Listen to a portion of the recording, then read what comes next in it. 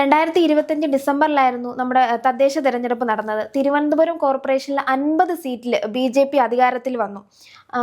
അന്ന് നമ്മൾ കണ്ടതാണ് സത്യപ്രതിജ്ഞാ ചടങ്ങിൽ നടന്ന നാടകീയ രംഗങ്ങൾ. കാരണം മിക്കവരും 20ഓളം കോർപ്പറേഷനിൽ ആ സീറ്റിലുള്ള വ്യക്തികൾ ദൈവത്തിന്റെ നാമത്തിലാണ് സത്യപ്രതിജ്ഞ ചെയ്തിരിക്കുന്നത്. ചിലർ ശരണം വിളിച്ചത് വരെ നമ്മൾ കണ്ടായിരുന്നു. എന്നാൽ അതിനെതിരെ ഒരു CPM നേതാവ് പരാതി നൽകി. അതായത് ദൈവത്തിന്റെ നാമം, ഭരണഘടനയെ തൊട്ട് സത്യം ചെയ്യുക, ദൈവത്തിന്റെ നാമത്തിൽ സത്യം ചെയ്തതിനെതിരെ ഇപ്പൊ ഹൈക്കോടതി അതിനൊരു ഉത്തരവ് വന്നിരിക്കുകയാണ്. അതായത് ഇത് സത്യപ്രതിജ്ഞ ഇല്ലാതാക്കി, അതായത് വീണ്ടും 4 ആഴ്ചക്കകം ഇവർ വീണ്ടും സത്യപ്രതിജ്ഞ ചെയ്യണം എന്ന്.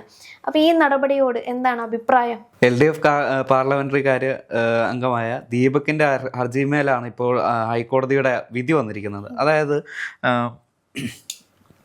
1994 കേരള മുനിസിപ്പാലിറ്റി ആക്ട് ഉണ്ട്. ആ ആക്ടിന് ചട്ടവിരുദ്ധമായിട്ടാണ് ഈ 20 BJP കൗൺസിലർമാരുടെയും സത്യപ്രതിജ്ഞ നടത്തിയത്. അതായത് ഒന്നുകിൽ ദൈവനാമത്തിൽ അല്ലെങ്കിൽ സഗൗരവം, ഈ 2 രീതിയിൽ തിരഞ്ഞെടുക്കപ്പെട്ട ജനപ്രതിനിധി സത്യപ്രതിജ്ഞ ചെയ്യാവൂ. നമ്മൾ നിയമസഭയിലെ ആ ഒരു സത്യപ്രതിജ്ഞയെല്ലാം നമ്മൾ കണ്ടതാണ്. പക്ഷേ തിരുവനന്തപുരം കോർപ്പറേഷനിലെ BJP കൗൺസിലർമാരുടെ ആ ഒരു സത്യപ്രതിജ്ഞ എന്ന് പറഞ്ഞാൽ ലിറ്ററലി അല്ലെങ്കിൽ അക്ഷരാർത്ഥത്തിൽ എന്താ പറയുക, ഒരു ഗണഗീതം പാടി വരെ സത്യപ്രതിജ്ഞ ചെയ്തവരുണ്ട്. അതായത് ഒരു കാര്യാലയത്തിലെ, അതായത് സംഘപരിവാറിൻ്റെ കാര്യാലയത്തിലെ ഒരു അധികാരമേറ്റതിന് തുല്യമായിരുന്നു ഒരു തദ്ദേശ സ്ഥാപനത്തിലെ ഉത്തരവാദിത്തപ്പെട്ട ഒരു ഭാരവാഹി അല്ലെങ്കിൽ ഒരു ജനപ്രതിനിധി സത്യപ്രതിജ്ഞ ചെയ്തത്. ഇത് ഈ ഒരു സത്യപ്രതിജ്ഞ ചെയ്തത് ആ ഒരു ഭരണവിരുദ്ധ ഇതാണ്, ചട്ടലംഘനമാണ്. അത് ചൂണ്ടിക്കാട്ടിയാണ് ഈ ഹർജി പോയതും. ഇപ്പോൾ ഹൈക്കോടതിക്ക് BJP എന്ന പാർട്ടിക്ക് അല്ലെങ്കിൽ തിരുവനന്തപുരം കോർപ്പറേഷനിലെ BJP കൗൺസിലർമാർക്ക് തിരിച്ചടി കിട്ടിയത്. നമുക്കറിയാം, അന്ന് നമ്മൾ കണ്ടതാണ്. എല്ലാ ദൈവങ്ങളും ഉണ്ടായിരുന്നു, സകല ദൈവങ്ങളെയും തൊട്ടായിരുന്നു. ഓരോരുത്തരും ഓരോ ദൈവത്തെ വെച്ചായിരുന്നു സത്യപ്രതിജ്ഞ ചെയ്തത്. അതെ, അത് പറയാം. ഗുരുദേവ നാമത്തിൽ, ഉദയന്നൂർ ദേവിയുടെ നാമത്തിൽ, കാവിലമ്മയുടെ നാമത്തിൽ, ഭഗവത് നാമത്തിൽ, ശ്രീ പത്മനാഭ സ്വാമിയുടെ നാമത്തിൽ, ഭാരതാംബയുടെ നാമത്തിൽ, എൻ്റെ പ്രസ്ഥാനത്തിലെ ബലിദാനികളുടെ നാമത്തിൽ, ഭാരതമാതാവിൻ്റെ നാമത്തിൽ, തിരുവല്ല പരശുരാമൻ്റെ നാമത്തിൽ, ആറ്റുകാലമ്മയുടെ നാമത്തിൽ, ശ്രീ ഇരുങ്കളങ്ങര ദുർഗ ഭഗവതിയുടെ നാമത്തിൽ, പത്മനാഭൻ്റെയും ശ്രീ മഹാവിഷ്ണുവിൻ്റെ നാമത്തിൽ, ശ്രീകണ്ഠേശ്വരൻ അമ്മയ്യപ്പൻ നാമത്തിൽ, അയ്യപ്പ നാമത്തിൽ, കാര്യവട്ടം ശ്രീ ധർമ്മശാസ്താവിൻ്റെ നാമത്തിൽ, ഇത്രയും നാമങ്ങളിലാണ് ഈ 20 BJP കൗൺസിലർമാർ സത്യപ്രതിജ്ഞ ചെയ്തത്. അപ്പോൾ ഇവരെ തിരഞ്ഞെടുത്ത ആ ഒരു നിയമവ്യവസ്ഥയും അല്ലെങ്കിൽ ജനങ്ങളെയും കബളിപ്പിച്ച് അവരുടേതായിട്ടുള്ള ഒരു BJPയുടേതായിട്ടുള്ള ഒരു ചട്ടക്കൂടിനുള്ളിൽ നിന്നാണ് ഇനി ഇവർ പ്രവർത്തിക്കുന്നതും അല്ലെങ്കിൽ ആ ഒരു പ്രവർത്തനത്തിന് തുടക്കമിട്ടതും. ദൈവത്തിനെ വിശ്വസിക്കാം, അത് നമുക്ക് ഓരോരുത്തർ ഓരോ വിശ്വാസമാണ്. അല്ല, അതുകൊണ്ട് തന്നെയാണ് പറയുന്നത് ദൈവനാമത്തിൽ അല്ലെങ്കിൽ സഗൗരവം സത്യപ്രതിജ്ഞ ചെയ്യാന്ന്. അല്ലാതെ ഈ സകല 33 കോടി ദൈവങ്ങളെയും ഉരുവിട്ട് എന്താ പറയുക, ഒരു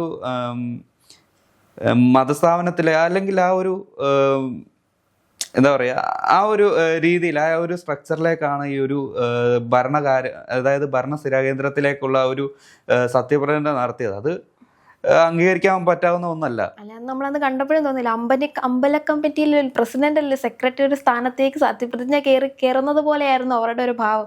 അതായത് ഒരു കോർപ്പറേഷനിലെ കൗൺസിലിലെ ഒരു സ്ഥാനാർത്ഥികളാണ്, ജനങ്ങളെ വിജയിപ്പിച്ച വ്യക്തികളാണ് എന്നുള്ള ചിന്തയില്ല. എവിടാണ് എന്താണ് ചെയ്യേണ്ടതെന്ന് ചിന്തിക്കാതെ അവിടെ പോയി സകല ദൈവങ്ങളുടെയും പേരിൽ ശരണം വിളിച്ചവരെ വരെ ഞാൻ കണ്ടായിരുന്നു. അത് മാത്രമല്ല, ഇക്കൂട്ടത്തിൽ സത്യപ്രതിജ്ഞ ചെയ്ത ഒരു പ്രമുഖൻ കൂടിയുണ്ട്. ഇപ്പോൾ അദ്ദേഹം കാപ്പ കേസിൽ വിയൂർ സെൻട്രൽ ജയിലിലാണെന്നാണ് അറിവ്.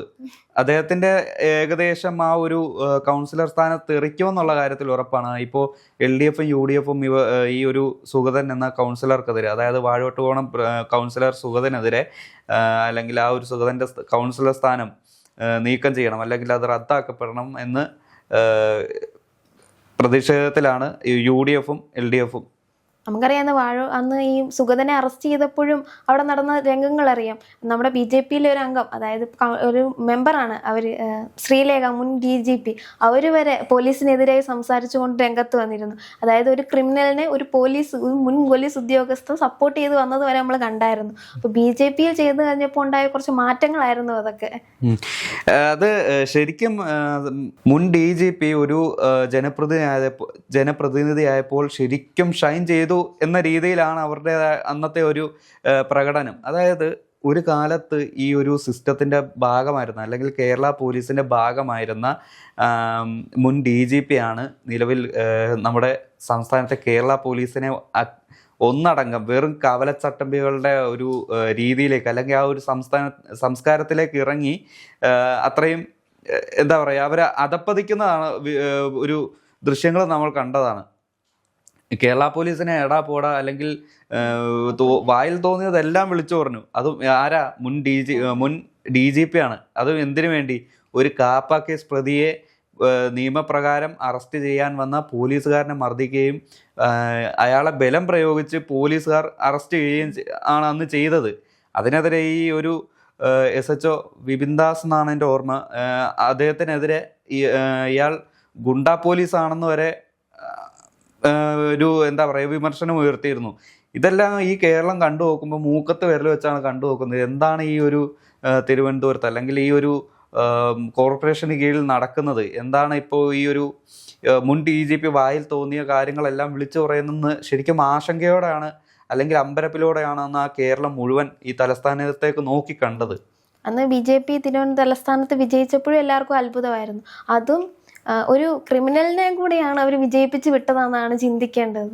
അതെ, അതായത് ഈ ഒരു സുഗതന്റെ എല്ലാ ക്രിമിനൽ പശ്ചാത്തലം എല്ലാം ഒളിച്ചു വെച്ച്, അല്ലെങ്കിൽ മറച്ചു വെച്ചാണ് ഈ ഒരു നോമിനേഷൻ കൊടുത്തത് മുതൽ മത്സരിപ്പിച്ച് ഈ ഒരു സത്യപ്രതിജ്ഞ വരെ ചെയ്യിച്ചത്. ഇതിനെല്ലാം ഈ ഒരു BJPക്കും, അല്ലെങ്കിൽ ഇപ്പോൾ നിലവിൽ മേയറായിരിക്കുന്ന VV രാജേഷിനും പങ്കുണ്ട്. പക്ഷെ തനിക്കൊന്നും അറിയില്ല. അതായത് ഈ സത്യപ്രതിജ്ഞൻ്റെ കാര്യമായാലും, അല്ലെങ്കിൽ ഈ ഒരു സുഗതന്റെ കാപ്പ കേസിന്റെ കാര്യമായാലും തനിക്കൊന്നും അറിയില്ല എന്ന രീതിയിൽ മലക്കം അറിയുന്ന ഒരു മേയറെയാണ് നമ്മൾ കഴിഞ്ഞ ദിവസവും, അല്ലെങ്കിൽ ഇന്നും നമ്മൾ കണ്ടത്. ഇനിയിപ്പോൾ കാണേണ്ടത് 4 ആഴ്ചക്കകം വീണ്ടും സത്യപ്രതിജ്ഞ ചെയ്യണമെന്നാണല്ലോ കോടതി ഉത്തരവ് വന്നിരിക്കുന്നത്. ഇനി ഇതിനെതിരെ ഹർജിക്ക് പോകുമോ, അതോ കൃത്യമായിട്ട് കോടതിയുടെ ഉത്തരവ് പ്രകാരം ഈ സത്യപ്രതിജ്ഞ ചെയ്യുമോ എന്നാണ് നമ്മൾ കാണേണ്ടത്. അതെ, ഇപ്പോൾ നമ്മുടെ മേയറായ VV രാജേഷ് ഇപ്പോൾ ചാനലുകളുടെ മുന്നിൽ തങ്ങളുടെ നിലപാട് വ്യക്തമാക്കി കഴിഞ്ഞു. അതായത് ഹർജിക്ക് പോകണമെങ്കിൽ, അല്ലെങ്കിൽ ഇതിനെ നിയമപരമായിട്ട് നേരിടണമെങ്കിൽ അങ്ങനെ ചെയ്യാം, അല്ലെങ്കിൽ കോടതിയുടെ ആ ഒരു ഉത്തരവ് മാനിച്ച് ഇനി 24 മണിക്കൂറിനുള്ളിൽ വേണമെങ്കിൽ സത്യപ്രതിജ്ഞ ചെയ്യാം എന്നുള്ളൊരു നിലപാടാണ് മേയർ സ്വീകരിച്ചിരിക്കുന്നത്. കാരണം കോടതി വിധി മാനിക്കുന്നവരാണ് ഞങ്ങൾ എന്ന രീതിയിലാണ് ഈ ഒരു മേയർ പ്രസ്താവന നടത്തിയിരിക്കുന്നത്. അതേസമയം അതായത് നിയമലംഘനം നടത്തിയതും ഇനി നിയമം പാലിക്കുന്നവർ ഞങ്ങളാണെന്നുള്ള ഒരു ഇരട്ടത്താപ്പാണ് തിരുവനന്തപുരത്തെ മേയർ ഈ ഒരു പൊതുജനങ്ങളോട് വിളിച്ചു പറയുന്നത്. വരും ദിവസങ്ങളിൽ കാണാം പൊതുജനങ്ങൾക്ക് നൽകിയ എന്തെല്ലാം കാര്യങ്ങൾ ഏതൊക്കെ വഴിയിൽ നടത്തിക്കുമെന്നും, അല്ലെങ്കിൽ ഈ ഒരു സത്യപ്രതിജ്ഞ ഏത് പരുവത്തിലായിരിക്കുമെന്നും.